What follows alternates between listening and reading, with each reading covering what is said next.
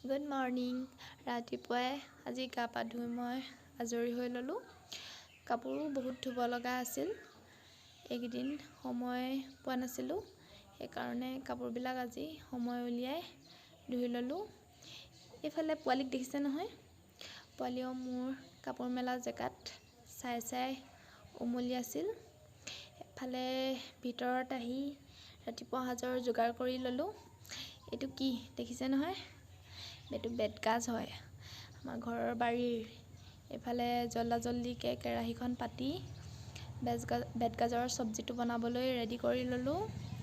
এইফালে বেতগাজৰ চব্জিটো পাতি দিলোঁ, অলপ সময় ঢাকি থৈ দিছোঁ এনেদৰে জুইত।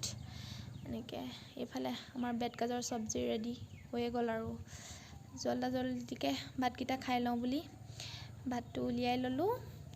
ভাতটো উলিয়াই কৰি অকণমান খাই দিলোঁ। এইফালে ডাইৰেক্ট দেখিছে নহয়, ডাইৰেক্ট টমটমতহে দেখা পাইছে আৰু ওলোৱাটো ভিডিঅ' কৰিবলৈ নহ'ল, কাৰণ অলপ জল্দি হৈ গ'ল। খুৰীয়ে এফালে লগ ধৰাত আমাৰ ঘৰৰ আঁতৰিখিনি আহিলোঁ।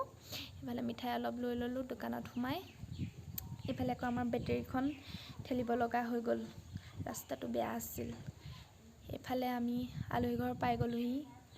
আলহী ঘৰ পাই কৰি বহি এইফালে কথা পাতি চাহ খোৱাত সকলো লাগি গ'ল। চাহ তাহ খাই এইফালে নদীৰ কিনাৰত, সেইফালে ঢেকীয়াটো বহুত পায়। আমাৰ সেইফালে ঢেকীয়াটো আমাৰ ইমান নোলায়, সেইকাৰণে আমি সকলোৱে ঢেকীয়া বুটলাত লাগি গ'লোঁ।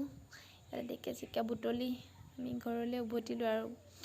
পোৱালি হাঁহি দেখিছে নহয়, বহুত বেছি ভিডিঅ' কৰা নহ'ল, আজিলৈ ইমানেই।